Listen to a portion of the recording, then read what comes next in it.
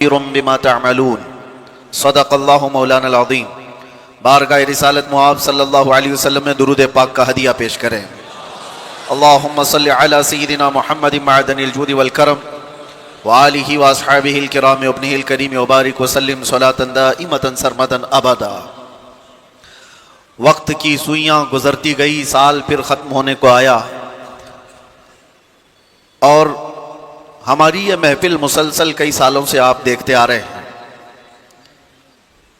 2023 میں یہی محفل میں ہم اسی طرح آپ کے سامنے تھے، آپ یہاں موجود تھے جب سال کا آخری حصہ گزر رہا تھا، 24 آ رہا تھا۔ ویسے ہی لفظ سے ہی لوگ سمجھ جاتے ہیں، ہمارے لیے 24 اچھا ہوتا بھی نہیں، اور میرا بھی سال 24 پورا، لوگوں نے ابتلا و آزمائش ساری چیزیں دیکھی، 8 مہینے تو 24 کے ویسے ہی چلے گئے ہمارے، لیکن خوشخبری لیتا ہوا اعلیٰ حضرت کا 25 بھی آیا۔ 24 گزرنے کے بعد ہی 25 آتا ہے۔ 25 سے نسبت ہے امام اہل سنت اعلیٰ حضرت کو۔ سنی جانتے ہیں عدد سے زیادہ ہمارا تعلق ہے، چھٹی والے ہیں، 11ویں والے ہیں، 12ویں والے ہیں، 25 والے ہیں، عدد سے تعلق ہے، اس لیے کہ یہ عدد وقت کے ساتھ جڑا ہوا ہے، دنوں کے ساتھ جڑا ہوا ہے، اور تاریخ نہیں ہے تو پھر کچھ بھی نہیں ہے۔ 25 بھی اب گزرنے کو آیا، مختصر سا وقت باقی ہے۔ شمسی سال کے اعتبار سے رات کے 12 بجتے ہی 2026 ہماری زندگی میں داخل ہو جاتا ہے۔ میرے عزیزوں، خاص طور پر آج کی جو محفل ہم منعقد کرتے آئے، جس کو 31st نائٹ کے نام سے آپ لوگ پہچانتے ہیں، دنیا خرافات، واہیات اور بےہودگی کے لیے اس رات کو استعمال کرتی ہے۔ لوگوں کو یہ لگتا ہے کہ آج کی رات عیاشی کی رات ہے، انجوائے کرنے کی رات ہے۔ تقریباً ایک رات میں پچھلے سال کا ایک آنکڑا تھا، تقریباً میں آپ کو بڑے شہروں کی 4 یا 5 شہروں کی ایک بات بتاؤں تو 1500 سے 1700 کروڑ کی شراب صرف ایک رات میں پی گئی تھی۔ اس سے زیادہ بھی آنکڑے ہو سکتے ہیں۔ تو یہ تو ہمارے ملک کے 4 یا 5 شہروں کی بات میں آپ کو کہہ رہا ہوں، باقی دنیا کئی ہزار نہیں کئی لاکھ کروڑ کی شراب اس ایک رات میں پی جاتی ہے۔ تو اس رات کو لوگوں نے جس انداز سے بنایا ہے، لوگ یہ سمجھتے ہیں کہ آج ہی کی بات ہے، ایک صاحب نے کہا کہ 31st نائٹ کو آپ کا بیان ہم سنتے ہیں، لیکن حضرت ایک بات یہ دل کو لگتی ہے، جہاں ہزاروں محفلیں عیاشی کی ہو رہی ہیں، ایک آدھ اس محفل سے کیا فرق پڑ جائے گا؟ آپ کا ایک جلسہ ہوتا ہوگا یا کچھ لوگ کرتے ہوں گے چند جگہوں پر، اس سے کیا فرق پڑے گا؟ میرے عزیزوں، کبھی بھی اس بات کی طرف نہیں جانا کہ کیا فرق پڑتا ہے۔ ہمیشہ یاد رکھنا، انقلاب کسی ایک سے بھی آ سکتا ہے۔ بہت زیادہ تعداد کی ضرورت نہیں ہوتی، کبھی چھوٹا سا وقت بہت بڑا انقلاب لاتا ہے۔ تو ہم مایوس نہیں ہوتے۔ میں نے کافی سال پہلے ایک حکایت پڑھی تھی جس میں ایک بندے کے بارے میں مشہور تھا، وہ جتنا کماتا تھا شراب کے لیے استعمال کرتا تھا، پیسے پورے شراب کے لیے استعمال کرتا تھا، اور اس کے بعد یا تو پھر کسی طوائف کے گھر پر، یہ اس کا کام تھا۔ لیکن جانتے ہو، انتقال ہوا تو وقت کے جو بڑے قطب تھے انہوں نے اس کا جنازہ پڑھایا۔ حیرت کی بات ہے، اور انہوں نے دعا کی، کہا دنیا جانتی تھی یہ شراب اپنے پیسوں سے خریدتا تھا، طوائف کے اڈوں پر جاتا تھا، اور اس کے لیے اتنے بڑے بزرگ نے دعا کی۔ ان سے لوگوں نے آ کر کے سوال کیا، کیا آپ جانتے ہیں اس شخص کو؟ لوگوں میں وہ مشہور ہے ساری چیزیں۔ تو انہوں نے کہا میں بہت اچھی طرح سے جانتا ہوں، جبھی نماز میں نے پڑھائی۔ کہا جا کر کے پوچھو اس کی زندگی کا راز اس کی بیوی جانتی ہے. اس کی خاتون سے پوچھ لینا. اس کی بیوی سے لوگ جو ذمہ دار لوگ تھے آ کر کے پوچھتے ہیں کہ تیرا شوہر کیسا تھا؟ دنیا میں تو مشہور ہے وہ شرابی تھا اور طوائف کے اڈوں پر جاتا تھا. اس نے کہا یہ غلط فہمی ہے، تم نے اس کا ظاہر دیکھا. میرے شوہر نے زندگی بھر ایک قطرہ بھی شراب کو زبان سے نہیں لگایا. کہا یہ تو سارے لوگوں نے آنکھوں سے دیکھا ہے اس کو، اور پھر وہ بازار میں بھی جاتا تھا، اس کا کیا ہے؟ اس خاتون نے کہا میں اپنے شوہر کو اچھی طرح سے جانتی ہوں، زندگی بھر کبھی اس کی تہجد نہیں چھوٹی. لیکن جو معاملات تم جان رہے ہو میں اس کی تفصیل بتاتی ہوں. میرے شوہر ہمارے گھر کا مختصر خرچہ رکھ کر اپنی کمائی کا پورا حصہ جا کر شراب خریدتا تھا. اور خریدتا تو شروع میں نے بھی اس کا ویرودھ کیا تھا، مخالفت کی تھی، لیکن اس نے جب مجھے بتایا روزانہ شراب خرید کر کے لاتا اور گٹر میں بہا دیتا تھا. اور اس کے بعد کچھ پیسے بچائے ہوتے کسی بازار میں جاتا اور رات بھر کے کسی کو پیسے دے کر کے اس کی چوکھٹ پر بیٹھ جاتا تاکہ دوسرا کوئی آ نہ سکے. نہ کبھی وہ کسی طوائف کو ہاتھ لگایا نہ گھر گیا. اس سے جب یہ پوچھا جاتا تو وہ کہتا میری طاقت میں جتنا ہے اتنا تو میں گناہ کم کر سکوں، دنیا سے برائیوں کو میں کم تو کر سکتا ہوں جی، میں پوری شراب نہیں بہا سکتا، جتنی میری طاقت میں ہے اتنی تو میں اس لیے بہاتا ہوں کہ شراب بننے سے تو میں روک نہیں پاؤں گا، لیکن بن گئی ہے تو پینے سے کچھ لوگوں کو روک سکتا ہوں. میں بہا دیتا، اتنی شراب تو کسی کے حلق میں نہیں جائے گی، یا کوئی اور دوسرا زنا کے اڈے پر نہیں جائے گا جتنی رات میں نے وہاں پر پہرا دیا ہے. اپنے اپنے خیالات سے اس کی خاتون سے لوگوں نے پوچھا کہ اس سے ہوا کیا؟ نہ شراب ختم ہوئی نہ اڈے ختم ہوئے. کہا ایک بات یاد رکھو، ہر انسان کو اللہ نے اس کی زندگی کے استطاعت کے مطابق عمل کا حکم دیا ہے، پوری دنیا کا نہیں. جتنی طاقت ہے جتنی اس کی حیثیت ہے اتنا عمل کا حکم دیا. اس نے اپنی طاقت کے مطابق عمل کیا اور دنیا میں ہی تم نے دیکھ لیا کہ اس کے جنازے پر وقت کا کتب نماز کے لیے آیا ہے. سبحان اللہ. آخرت میں جو اس کی عزت ہوگی وہ اللہ کے ہاں ہے.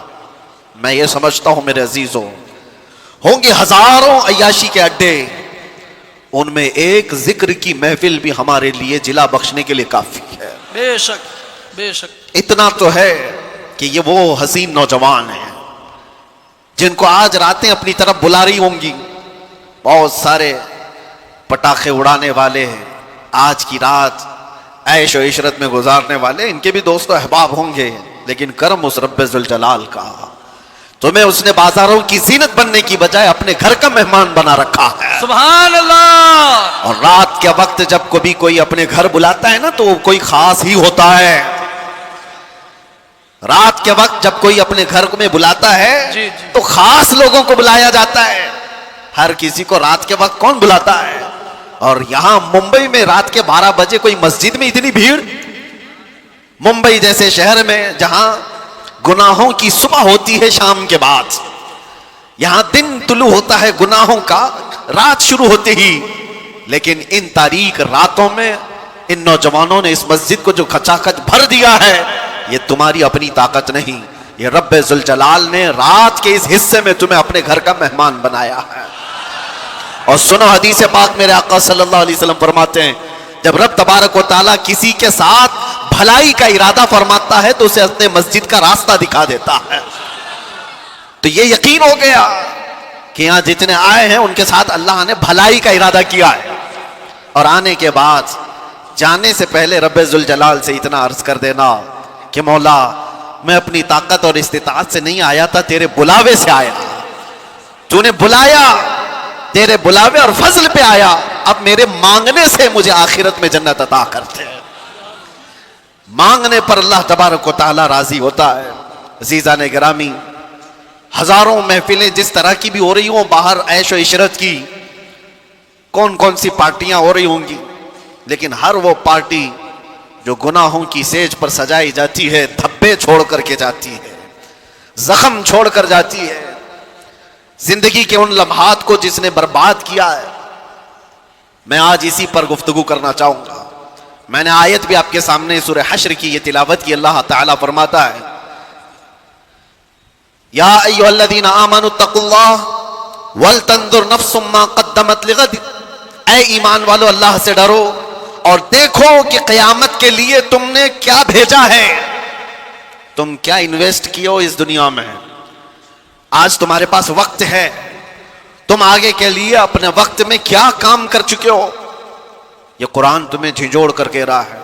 اے نوجوانوں، میں آپ کو بتاؤں، اللہ کے رسول صلی اللہ تعالیٰ علیہ وسلم فرماتے ہیں کہ دو نعمتیں ایسی ہیں جس میں اکثر لوگ خسارے میں رہتے ہیں۔ اکثر لوگ دو نعمتوں میں یہ خسارے میں ہوتے ہیں، یا اس سے جاہل ہوتے ہیں، یا اس سے غفلت برتتے ہیں۔ وہ دو نعمتیں کیا ہیں؟ حدیث پاک رسول کریم صلی اللہ علیہ وسلم فرماتے ہیں الصحت والفراغہ، صحت جو اللہ نے تمہیں تندرستی دی ہے یہ ایک نعمت، اس کو آدمی ہلکے میں لیتا ہے۔ دوسری وقت کی نعمت، جو وقت تمہیں آج دیا گیا ہے، یہ وقت جیسی گزرتا ہے واپس کبھی نہیں آتا، کبھی نہیں آتا۔ حضرت انس بن مالک رضی اللہ تعالیٰ عنہ سے ایک حدیث ہے، اللہ کے رسول صلی اللہ تعالیٰ علیہ وسلم ارشاد فرماتے ہیں لیس من یوم یأتی علی ابن آدم، کوئی دن ایسا نہیں کہ انسان پر جب دن آتا ہے، دن شروع ہوتا ہے، الا وینادی بہ، مگر یہ کہ اس کو روز پکارتا ہے۔ دن جیسے ہی شروع ہوا انسان سے کہتا ہے اے بنی آدم، اے بنی آدم، میں نیا دن ہوں تیرے لیے، انی خلق جدید، میں نیا دن ہوں تیرے لیے، اور تو آج جو کچھ بھی کرے گا قیامت کے دن میں تیری گواہی دینے والا ہوں۔ روزانہ ہر دن ہماری زندگی میں یہ کہتا ہے، اور حضور فرماتے ہیں رات بھی یہی کہتی ہے۔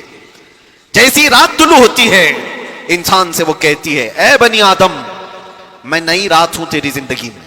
یہ آج جو رات ہے یہ کیا پہلے کبھی آئی تھی آپ کی زندگی میں؟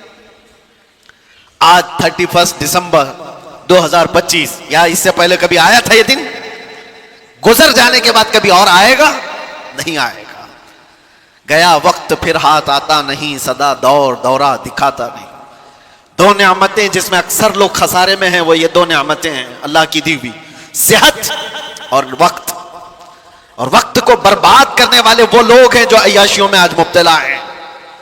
وقت کو جنہوں نے غنیمت نہیں سمجھا، ہم نے زندگی میں بھی بہت سارے ایسے لوگوں کو تڑپتے ہوئے دیکھا ہے۔ اے نوجوانوں، ذرا بوڑھوں سے پوچھ لو ان کی جوانی کا کیسا آج ان کو، جوانی کا وقت جو گزرا ہے ان کو آج کیسا پریشان کرتا ہے وقت، کہ کاش ہم یہ کر لیے ہوتے، کاش ہم یہ کر لیے ہوتے۔ بڑھاپا پورا کاش میں گزر جاتا ہے، کیونکہ وہ واپس کسی نے آج تک جوانی پلٹا کر نہیں دی۔ ایک بات یاد رکھو کہ جو وقت ہم سے گزر رہا ہے، نوجوان بچوں سے خاص طور پر، کہ اللہ تعالیٰ نے بہت بڑی نعمت تمہیں عطا کی۔ اور ایک حدیث میں آپ کو سناؤں، اللہ کے رسول صلی اللہ علیہ وسلم فرماتے ہیں اغتنم خمسا قبل خمس، 5 چیزوں کو 5 چیزوں سے پہلے غنیمت جانو۔ وہ 5 چیزیں کیا ہیں؟ حضور پاک صلی اللہ تعالیٰ علیہ وسلم فرماتے ہیں شبابک قبل حرمک، تمہاری جوانی کو غنیمت سمجھو، بڑھاپا آنے سے پہلے ہے۔ بڑھاپا وہ نہیں کر پائے گا جو جوانی کرتی ہے۔ حضور فرماتے ہیں صحتک قبل سقمک، تمہاری جو تندرستی ہے اس کو غنیمت جانو بیمار ہونے سے پہلے۔ کبھی ہاتھ اٹھا کر دیکھو، کبھی پیر چلتے ہوئے دیکھو تو اللہ کا شکر کرو کہ مولا ہاتھ سلامت سے چل رہا ہے، پیر سلامت سے چل رہے ہیں۔ آنکھوں سے آج دیکھ رہے ہو، کتنے ایسے ہیں جن کی آنکھیں چلی گئی ان کو کالا اور سفید بھی نہیں معلوم، دن اور رات کے بدلتے ہوئے اجالے اور اندھیریاں کچھ نہیں خبر۔ میرے عزیزوں، دانت سلامت ہیں، کھا پا رہے ہو۔ ان لوگوں سے پوچھو جن سے روٹی کا ایک لقمہ بھی اندر نہیں جاتا۔ صحت اللہ تعالیٰ نے جو تمہیں دیا ہے۔ میں کینسر ہاسپٹل وزٹ کیا کرتا تھا اپنے نوجوانوں کے ساتھ، ہر سال میلاد مصطفیٰ صلی اللہ علیہ وسلم کے موقع پر۔ ایک بار ایک مریض کو میں دیکھ رہا تھا جو کینسر میں مبتلا ہے، کبھی آپ بھی جا کر ان کو دیکھنا، کئی قسم کے ناسور ان کے جسم کو تباہ کر چکے ہیں، کیمو کرواتے ہوئے لوگ، تڑپتے ہوئے لوگ جسموں کے لیے۔ ایک مریض آج بھی مجھے یاد آتا ہے، گردن میں کوئی پھوڑی ہوئی تھی کینسر کی، جس کی وجہ سے تکیا پورا خون سے بھر جاتا تھا، اور اس کو کئی مرتبہ آپریشن کیا گیا پھر واپس. لیکن مسئلہ یہ ہے کہ وہ بڑی عمر کا نہیں تھا، 40 سے 42 سال کا تھا. اس کی ایک بات مجھے یاد آتی، جاتے ہی رونے لگا. سارے لوگ روتے ہیں بیماریوں میں، کہتے دعا کیجئے اس سے نجات مل جائے. دعا تو کرتے ہیں. میں اس لیے کہہ رہا ہوں میرے عزیزوں، وہاں جانے کی ایک وجہ یہ نہیں کہ فروٹ بانٹ کر کے فوٹو لینے کے لیے، اس لیے جاؤ کہ تمہیں تمہاری صحت کا اندازہ ہو جائے، اللہ کا شکر کرنے کا تمہیں احساس پیدا ہو جائے. اس کی جگہ میں تو نہیں لیٹا ہوں، میرا تو جسم سلامت ہے. اور اس آدمی نے مجھ سے کہا تھا کہ حضرت مجھے صرف اس بات کا دکھ ہوتا ہے کہ میں سر اٹھا نہیں پاتا، جیسے ہی سر اٹھائیں گے یہ پھوڑی پھر سے خون رسنا شروع کر دیتی ہے. کینسر کی پھوڑی ہے، ہلا بھی نہیں پاتا. اس لیے دکھ ہوتا ہے کہ جوانی میں میرے پاس اچھا وقت تھا، آج شدت سے خواہش ہوتی ہے کہ اللہ کی بارگاہ میں ایک سجدہ کر لوں، مجھے اس کی مہلت نہیں ہے، میں سجدہ کرنے جیسا بھی نہیں رہ گیا. ہم نے کہا اشارے سے تم اپنی نماز پڑھ لو، اللہ کے ہاں قبول ہے. لیکن وہ کہتا ہے شدت سے خواہش یہ ہے کہ پیشانی اس کی رب کے حضور ٹیک تو دوں ایک بار، میری اتنی بھی استطاعت نہیں. وہ بات مجھے آج تک لگی ہوئی ہے. میرے عزیزوں، صحت تمہاری اتنی بڑی نعمت ہے کہ جب یہ تم سے ختم کر لی جائے تو سوائے کاش اور پچھتاوے کہ کچھ نہیں رہتا. ہمارے پاس کوئی چیز نہیں رہتی. نوجوانوں نے اس کو ہلکے میں لیا ہے، صحت کو برباد کرتے ہیں. اور نبی کریم صلی اللہ تعالی علیہ وسلم نے تیسری چیز کیا فرمائی؟ آپ صلی اللہ تعالی علیہ وسلم فرماتے ہیں غناک قبل فقرک. آج اللہ نے تمہیں تونگری دی ہے، مال و دولت عطا کیا ہے، تو محتاجی آنے سے پہلے اس مال کی غنیمت کو سمجھو، اس پہ عیاشی مت کرو، اس کو برباد مت کرو. ایسے محتاج ہو جاؤ یہ کہ پھر ہم نے ایسے لوگوں کو بھی دیکھا ہے جن کے پاس تھیلے بھر بھر کر پیسے رکھنے کی داستانیں سنائی جاتی تھی، لیکن آج ان کی حالت یہ ہے کہ پڑوسیوں سے روٹی مانگ کر کھانا پڑتا ہے. یہ میں مبالغہ نہیں کر رہا ہوں، دیکھی ہوئی باتیں ہیں. کب تمہاری یہ تونگری، تمہارا یہ مال ضائع ہو جائے تمہیں اندازہ بھی نہیں. سال بھر میں کروڑ پتی روڑ پتی بن جاتے ہیں. تمہارے پاس اللہ تعالیٰ نے غنا عطا کیا ہے تو یہ عیاشی کے لیے نہیں، بربادی کے لیے نہیں ہے، فضول خرچی کے لیے نہیں ہے. اور میں آج ہی جیسے کہ آج عرس نوری بھی ہے، حضور سیدنا ابو الحسین احمد شاہ نوری رحمۃ اللہ تعالی علیہ، حضور احسن العلماء رحمۃ اللہ تعالی علیہ کا ایک قول جو ان کے صاحبزادوں سے نقل ہے، فرماتے کہ آپ فرماتے تھے جو بندہ مال آنے کے بعد نہیں ڈگمگایا وہ اللہ کا محبوب ہے. اور ایسا بہت کم ہوتا ہے، ایسا بہت کم ہوتا ہے. تلوار سے جو ڈرایا جاتا ہے، مثال کے طور پر میں آج یہ بات بہت سارے لوگوں سے کہتا ہوں، آزمائش دو طرح کی ہوتی ہے. ہمیں ڈرا کر کے کوئی یہ کہے دین چھوڑ دے، ہم تو نہیں ڈرنے والے، کیا کر لے گا، تلوار گردن پہ رکھتا ہے، پھانسی پر لٹکاتا ہے، سب کے لیے تیار ہے. یہ پراؤڈ فیل ہوتا ہے. آپ بھی اس چیز کا احساس رکھتے ہوں گے میں ہر تکلیف کو گوارا کر لوں گا. اور ہم نے ایسے بچوں کو دیکھا بھی ہے، قید کی حالت میں بھی دیکھا ہے، جنہوں نے بہت سختیاں برداشت کی لیکن ٹس سے مس نہیں ہوئے. اس زمانے کی بات. ایک آزمائش یہ ہے کہ ظالم تمہیں تلوار دکھا کر، چاقو دکھا کر، پھانسی کا پھندا دکھا کر کے ڈرائے اور تم یہ کہو کہ نہیں، میں اپنے دین سے بالکل روگردانی نہیں کر سکتا، میں اپنے نبی پاک سے تھوڑی دیر کے لیے بھی غداری یا بے وفائی نہیں کر سکتا. ہو سکتا ہے آپ سب کا ایمان ایسا ہو، لیکن دوسرا ایک امتحان ہے، وہ اس سے ڈینجر ہے. دنیا تلوار دکھا کر کے جو امتحان لیتی ہے وہ چھوٹا امتحان ہے. مال اور حسن دکھا کر کے جب امتحان لیا جاتا ہے تو اچھے اچھے تقوی والے بھی بھسم ہو جاتے ہیں. وہ کب نکل گئے پتہ ہی نہیں چلتا. مال کی لالچ انسان کا ضمیر خرید لیتی ہے، مال کی لالچ انسان کا ایمان خرید لیتی ہے. اس لیے میرے عزیزو یہ ہلکی بات نہیں ہے. تمہیں اللہ تبارک و تعالیٰ نے غنا دیا ہے، مال دیا ہے، تو بربادی کے لیے نہیں، اس کی قدر کرو. ایک ایک چیز. اور ایک حدیث ہے، اللہ کے نبی صلی اللہ تعالیٰ علیہ وسلم فرماتے ہیں 4 چیزیں ایسی ہیں جب تک انسان قیامت کے دن ان 4 کا جواب نہیں دے گا اسے قدم بھی ہٹانے کی اجازت نہیں ہوگی. لا تزول قدما عبده حتى يسأل عن 4. فرمایا کہ 4 چیزیں ایسی ہیں کہ قدم بھی نہیں ہٹائے گا قیامت کے دن جب تک ان چیزوں کا جواب نہیں دے گا. وہ 4 چیزوں میں سب سے پہلا سوال اللہ تعالیٰ فرمائے گا کہ میں نے تجھے جوانی دی تھی، کہاں خرچہ کیا؟ تمہیں وقت کا حساب دینا ہوگا، تمہیں بتانا ہوگا. اور فرماتے ہیں تفسیر میں مفسرین کہ صرف ایک سوال کے جواب میں کئی لوگوں کے 400 سال لگ جائیں گے، 500 سال لگ جائیں گے. جوانی کا پائی پائی کا حساب پوچھا جائے گا. آپ کیا سمجھتے ہو؟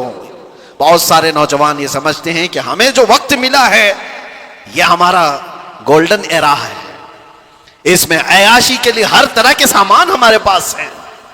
مولانا جب عبادت کرنے کا وقت آئے گا کر لیں گے. بہت سارے لوگ تو یہ سمجھتے ہیں جب وقت آئے گا تو توبہ بھی کر لیں گے، اللہ کی بارگاہ میں بھی آ جائیں گے. یاد رکھو بڑھاپا سب کو نہیں دیا گیا ہے.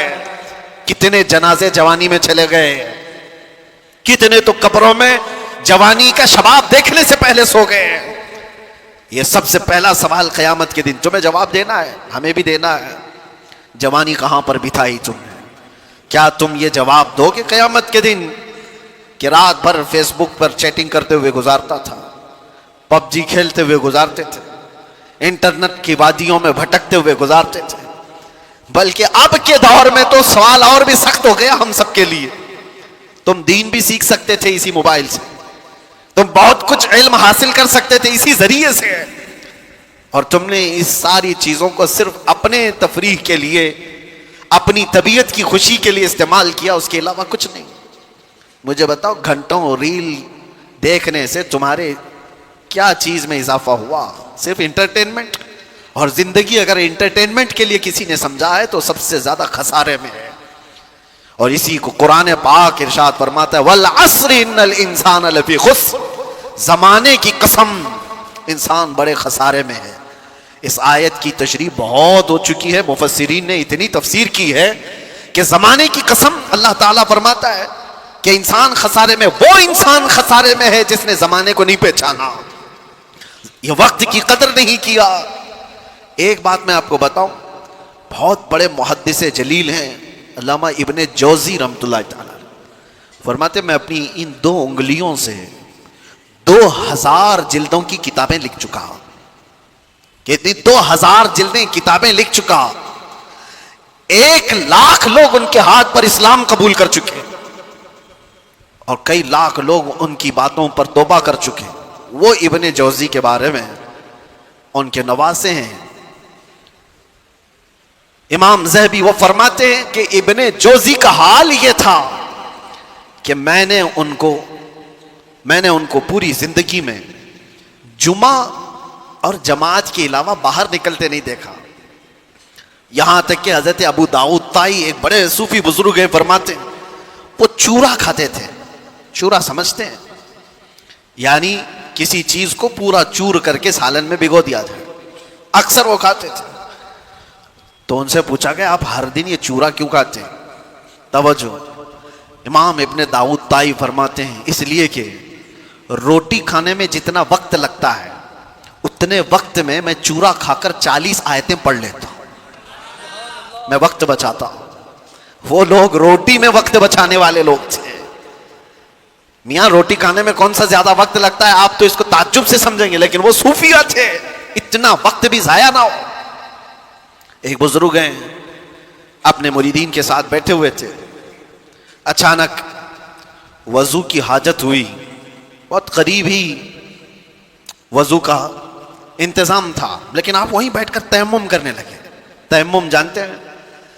پانی نہ ملے تو اس کے بدلے میں، وضو کے بدلے میں تیمم ہوتا ہے. تیمم کیا ہوتا ہے؟ دونوں ہاتھوں کو زمین پر مارا، چہرے پر مسا کیا، پھر دونوں ہاتھوں کو زمین پر مارا اور ہاتھوں کو مسا کیا. یہ وضو کے قائم مقام ہو گیا، وضو کے برابر ہو گیا. تیمم کہاں کیا جاتا ہے؟ جب پانی نہیں ملتا. اس کی بہت ساری شرطیں ہیں کہ پانی پر وہ قدرت نہیں رکھتا، تو ایسے موقع پر اس کو تیمم کرنے کی اجازت ہے. لیکن پانی ہے تو تیمم نہیں ہوگا، اور اگر پانی مل گیا تو تیمم ٹوٹ بھی گیا. اس بزرگ کے بارے میں نے پڑھا، ان کے مریدین نے کہا حضور وضو کا انتظام ہے، آپ یہاں تیمم کر رہے ہیں. آپ فرماتے یہاں سے اٹھ کر وہاں جانے تک اگر میری موت ہو گئی تو بے وضو میں دنیا سے نہیں جانا چاہتا. اتنے فاصلے میں اگر میں مر گیا تو میں نہیں چاہتا کہ بے وضو دنیا سے جاؤں، کم از کم تیمم کے ساتھ تو دنیا سے جاؤں. یہ ان کی فکریں تھی جو اپنے وقت کا استعمال کیا انہوں نے. میرے عزیزوں، نوجوانوں کو آج ہم جو دیکھ رہے ہیں گھنٹوں گلیوں کے نکڑ پر بیٹھے ہوئے ہیں، انہوں نے اپنی جوانی کے اچھے ایام برباد کیے ہیں. کسی سے بھی پوچھا جائے کیا کر رہے ہو؟ ابھی ڈھونڈ رہا ہوں. تمہیں پتا ہے ایک وقت کتنا قیمتی ہے تمہارا؟ الوقت کالسیف، وقت تلوار ہے، اگر تم اس کو نہیں کاٹو گے یہ تمہیں کاٹتا چلا جائے گا. ابھی یہ جو وقت کی سوئیاں گزر رہی ہیں، آپ کو کیا لگ رہا ہے گھڑی کی ٹک ٹک ٹک ٹک؟ یہ کیا گھڑی کا کھیل ہے؟ نہیں، ہماری زندگی کو کاٹ رہی ہے. بچپنے سے جوانی آ گئی، جوانی سے ابھی انقریب بڑھاپا آ جائے گا، آپ کو اندازہ بھی نہیں ہوگا. اور ہم تو اس زمانے میں جی رہے ہیں جہاں کے متعلق میرے آقا صلی اللہ علیہ وسلم نے فرمایا تھا قیامت کے قریب تم دیکھو گے سال مہینوں کی طرح گزریں گے، مہینے ہفتے کی طرح گزریں گے، اور ہفتہ دن کی طرح گزرے گا، اور دن ایسے گزرے گا جیسے کسی بڑی چیز کو آگ لگی اور بجھ گئی. کیا یہ دیکھ رہے ہیں کہ نہیں آپ؟ آج سال مہینوں کی طرح گزرتے چلے گئے. رمضان ابھی گزارا تھا اور رمضان آنے کے انتظار میں ہے. اور آپ کو پتہ ہے یہی محفل یہاں پر کھڑے ہو کر سال بھر گزر گئے. اس طرف تاج المشائخ حضور امین ملت تشریف فرما تو محفل بھی یاد ہوگی. ہمیں تو لگتا ہے کہ وہ چند دنوں پہلے کی محفل ہوگی، لیکن میرے عزیزوں پورے سال کے کاٹے گزرتے ہوئے 365 دن مکمل کر چکے. دن اسی طرح سے کاٹتے ہوئے ہماری زندگی کو جا رہے ہیں، اور اچانک وہ دن آئے گا جب ملک الموت تمہارے گھر پر دستک دے چکا ہوگا.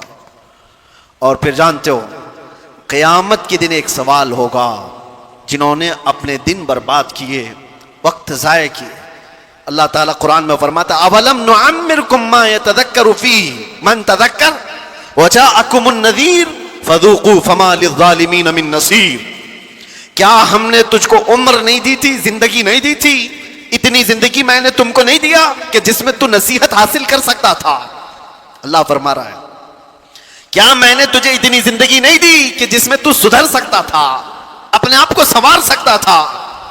اور ایسا نہیں کہ تو خود ہی سنور سکتا تھا، وجاءکم النذیر، اور تمہارے پاس تو اللہ کا ڈر سنانے والا رسول بھی آیا تھا، پھر تم نہیں بدلے. کیوں؟ اللہ فرماتا ہے فذوقوا فما للظالمین من نصیر. اب جہنم کا عذاب چکھو، اس لیے کہ ظالموں کا یہاں کوئی مددگار نہیں. ظالم کس کو کہا ہے؟ کون ہے ظالم؟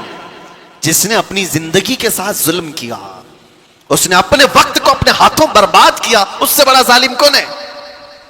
ہم اپنے آپ پر جو ظلم کر رہے ہیں میرے عزیزوں، اپنے وقت کا جو ضیاع ہے، یہ بربادی ہے عیاشیوں میں. اللہ کی پناہ ہماری عمریں بھی اس طرح سے گزرتی چلی گئی. میں کچھ مشائخ اور کچھ بزرگوں کو جانتا ہوں، آپ کے سامنے میں چند مثالیں رکھ دوں. آپ کو پتہ ہے ہندوستان کی سرزمین پر ایک بہت بڑے بزرگ ہیں، سلطان الاولیاء سیدنا سالار مسعود غازی، بہرائچ شریف میں آرام فرمائے. بڑا مقام ہے آپ کا، سرکار غریب نواز سے بھی پہلے کے ہیں. اور مشائخ نے تو یہ کہا ہے کہ ہندوستان کی ولایت ان کے آستانے سے ہو کر چلتی ہے. اولیاء کے سردار غریب نواز رضی اللہ تعالیٰ عنہ سے بھی تقریباً 200 سال پہلے کے سالار مسعود غازی. یہ بات ان کی میں کیوں کہہ رہا ہوں؟ اتنا بڑا مقام اولیاء کی جماعت میں آپ نے حاصل کر لیا، لیکن جانتے ہو آپ سالار مسعود غازی کی عمر انتقال کے وقت 19 برس کی تھی. وہ صرف 19 سال کے تھے. 19 سال کے نوجوان کو سلطان الاولیاء کا لقب ملا. زندگی کیسی گزاری. 19 سال میں تو جوان یہاں ابھی ایسے لگتے جیسے ابھی دودھ چھوڑا ہوا ہے، اسے کچھ خبر نہیں۔ اور آپ کو پتا ہے ہندوستان کی سرزمین پر سب سے پہلا لشکر لے کر آنے والا محمد بن قاسم کس لیے آیا تھا؟ 10,000 کا لشکر لے کر صرف اسلامی بہنوں کی عزت بچانے کے لیے آیا تھا۔ راجہ طاہر سنگھ ایک ظالم بادشاہ تھا، اس کے گنڈوں نے کچھ عورتوں کو قبضہ میں لیا اور ان کا مال لوٹ لیا تھا۔ ان عورتوں نے آواز لگائی تھی کہ ہے کوئی ہمارا بھائی جو ہماری مدد کرے ہندوستان سے۔ تو اس وقت کچھ عرب کے تاجر یہاں پر تجارت کے لیے آئے تھے، انہوں نے یہ معاملہ دیکھا تو واپس جا کر اس وقت گورنر جو اس وقت تھا حجاج بن یوسف اس کے زمانے میں، وہ لوگ واقعہ سنا رہے تھے، تو اسی واقعہ سنانے کے دوران دربار میں یہ نوجوان محمد بن قاسم جو بھتیجا ہے گورنر کا گزر رہا تھا، سن کر اسے بڑا شاق ہوا، پھر اپنے چچا سے کہا چچا جان مجھے اجازت دے میں ہندوستان جاتا ہوں۔ کہا تو نے دیکھا ہندوستان؟ تقریباً 4,000 کلومیٹر دور ہند کی وادیاں دیکھا نہیں؟ اس نے کہا اللہ کی مدد آئے گی، میں لشکر لے کر جاؤں گا۔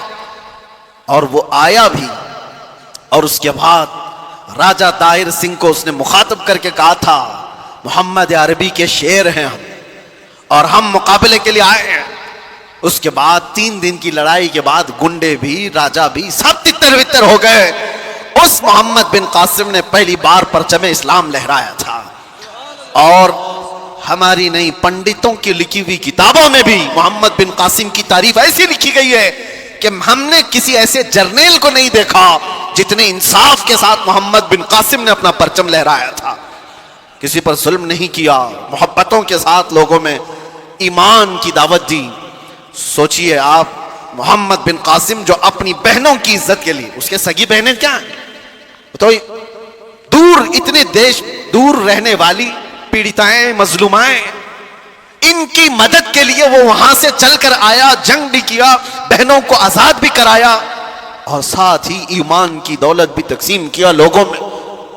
لیکن اس کا انتقال ہوا تھا محمد بن قاسم کا 21 سال کی عمر تھی۔ اپنے گریبان میں جھانک کر دیکھو، 21 سے گزرے ہوئے بھی ہم بہت ہیں، 21 سال کی جوانی میں جو اتنا بڑا قدم اٹھا کر آیا ہو، اس کے پاس وقت کی قدر و قیمت تھی۔ یہ وہ لوگ ہیں جنہوں نے دنیا میں تاریخ رقم کر دی۔ 21 سال میں وہ تو دنیا سے جا چکا۔ میرے عزیزوں، محمد بن قاسم اپنی بہنوں کی، اور وہ بھی سگی نہیں، آہو بکا کو سن کر برداشت نہ کر سکا اور وہاں سے آ گیا۔ یہاں پڑوس کی بہنوں کی عزت لوٹی جاتی ہے، کسی کے کانوں پہ کچھ نہیں ہوتا۔ کیوں؟ سیلفش ہو گئے، ہمیں کوئی چیز جگاتی نہیں ہے۔ نوجوانوں، آج تو حالات یہ ہے کہ ہمیں یہ تو پتا ہوتا ہے کس کے گھر کی بیٹی بھاگ گئی، لیکن یہ نہیں پتا ہوتا کہ کس کے گھر میں بھوکا سو رہے لوگ، کس کا باپ اپنی بیٹی کی شادی کے لیے ترس رہا ہے، یہ خبر کہاں ہوتی ہے؟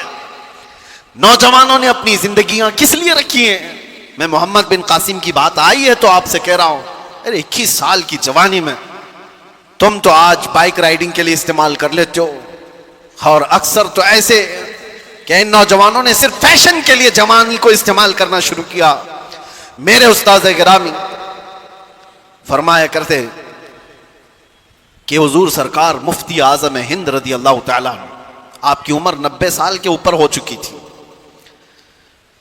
حضور میرے استاد علامہ بہاؤ المصطفیٰ صاحب ادام اللہ اقبالہ فرماتے، سرکار مفتی اعظم ہند رحمۃ اللہ تعالیٰ علیہ کے پاس ہم بیٹھتے 90 سال کی عمر میں، وہ کہتے تھے کہ مجھے پتہ ہی نہیں چلا میری جوانی کب آئی اور کب گئی۔ یہ بات وہ بندہ کہہ سکتا ہے جس نے جوانی کے مزے نہیں چکھے ہوں، یہ وہ کہہ سکتا ہے جس نے جوانی کے انگاروں سے لطف نہ اٹھایا ہو۔ وہ فرماتے مجھے خبر ہی نہیں کہ کب جوانی آئی اور کب چلی گئی۔ بڑھاپے میں لوگ سدھر جاتے، مسجدوں کی طرف آ جاتے، یہ الگ مسئلہ ہے، لیکن جوانی کے وقت کوئی یہ کہے مجھے خبر ہی نہیں ہوئی جوانی کی، وہ بہت عظیم لوگ ہیں۔ میرے عزیزو، نوجوانی جو اللہ کے نبی صلی اللہ علیہ وسلم نے تمہیں فرمایا غنیمت جانو بڑھاپا آنے سے پہلے، صحت کو غنیمت جانو تمہاری بیماری سے پہلے، اپنی تمنگری کو، اپنی مالداری کو غنیمت جانو بھکاری ہونے سے پہلے، محتاجی آنے سے پہلے، فقر آنے سے پہلے. اور حضور پاک صلی اللہ تعالی علیہ وسلم نے یہ بھی فرمایا وقت کو غنیمت جانو قبل فراغ کا، یعنی تمہارا پاس آج جو وقت، آج الفراغت قبل مشغولیت، یعنی تمہارے مشغول ہونے سے پہلے کسی چیز میں تم کو ایسا بیزی کر دیا جائے گا کہ تمہیں خبر بھی نہیں ہوگی. آج خالی وقت ہے تو اس میں کچھ کر جاؤ. ذکر و اذکار کی یہ جو محفلیں ہیں یہ انویسٹمنٹ ہے تمہارا. بعد میں شاید ہو سکتا ہے کسی ایسی چیز میں لگ گئے وقت ہی نہیں ملتا. کتنے ایسے لوگ ہیں، میں آپ کو بتاؤں، سیدنا یحییٰ علیہ السلام اللہ کے نبی آدھی روٹی کھاتے تھے روزانہ اور رات بھر کھڑے ہوتے تھے، رات بھر عبادت کرتے تھے. ایک دن آپ کھانا کھا رہے تھے تو آدھی روٹی سے زیادہ پاؤنی روٹی کھا لیا، پوری نہیں، پاؤ اور زیادہ کھا لیا. رات کو جب عبادت کے لیے کھڑے ہوئے تو آدھی رات کو آپ کو نیند آنے لگی اور آپ سو گئے. فجر میں اٹھے تو رب تبارک و تعالیٰ کی طرف سے ندا آئی، اے یحییٰ پاؤ روٹی نے تجھ کو مجھ سے دور کر دیا. آدھی کھاتے تھے اور پوری رات کھڑے ہو کر مجھ سے مناجات کرتے تھے، زیادہ روٹی نے تمہیں تھکا دیا یا پھر سلا دیا. میں آج یہ کہہ رہا ہوں کتنے ایسے نوجوان جو ہمارے ساتھ مسلسل پابند صلات تھے، نمازیں پڑھتے تھے، کچھ ایسے ایام آئے کہ وہ دکھتے ہی نہیں. پھر وہ محفلوں میں بھی سیر محفل بیٹھنے والے حاضر باش لوگ، پوچھا گیا کہاں ہو، دکھتے ہی نہیں. کہا کیا کروں، جاب سے ٹائم ہی نہیں ملتا، کیا کروں، بزنس ایسا ہو گیا ہے کہ وقت ہی نہیں ملتا. اسی لیے اللہ کے نبی صلی اللہ علیہ وسلم نے فرمایا تمہارے پاس جو آج وقت ہے تمہارے مشغول ہونے سے پہلے اس کو غنیمت جانو. کبھی کبھار بندہ ایسی چیز میں مشغول ہو جاتا ہے کہ اسے کچھ نہیں حاصل کرنے کو ملتا. اور وہ نوجوان جو ابھی شادی سے پہلے کے ہیں، کیا ذمہ داریاں ہیں تمہارے اوپر؟ شادی ہو جانے تو پھر دیکھو کیا کیا چیزیں اچانک سر پر پڑ جاتی. بیوی ہوئی، بچے ہوئے، اور اس کے بعد تو اس کی زندگی تو ایسی، صبح اٹھا راشن لایا، کپڑے لایا، وہ کیا یہ کیا، بچے کو اسکول چھوڑا ہے، وہاں سے لے کر کے آئے، جاب پہ جائے، کھانا لائے، ٹیوشن پہ چھوڑے، یہی ساری چیزوں میں مصروف ہو گیا بیچارہ. اور پہلے اتنا مصروف نہیں تھا. اور یہ مصروفیت بڑھتی جاتی ہے. تجارت میں جب کوئی قدم رکھتا ہے، میں نہیں کہتا کہ تجارت حلال نہیں، بہت اچھی چیز ہے، لیکن آدمی کو یہ ہمیشہ یاد رکھنا چاہیے جیسی وہ قدم آگے بڑھاتا جاتا ہے اس کا جو خالی وقت اللہ نے دیا تھا وہ اب مشغول ہوتا چلا جائے گا. اور مشغول اگر اچھے کاموں میں ہو جائے تو کیا کہنے ہیں، لیکن دنیا نے اگر اس کو مشغول کر لیا تو جو اس کے پاس تھوڑا بہت وقت ملتا تھا وہ بھی ختم ہو جائے گا. اسی لیے میرے عزیزوں، جس کے پاس وقت ہے، نوجوانوں، یہ نیکیوں میں انویسٹ کر لو. جس کے پاس کچھ پیسے رکھے ہوتے ہیں نا، ان کو لوگ مشورہ یہی دیتے ہیں کیا کرے گا پیسے رکھ کر کے، گھر میں کسی چیز میں لگا دے، انویسٹ کر. گھر میں یہ تجوری میں سجا کر کے نوٹوں کی گڈیاں رکھے گا تو کیا حاصل کیا ہوگا، پیسے بڑھیں گے تو نہیں. انویسٹ کر تو بڑھ تو جائیں گے.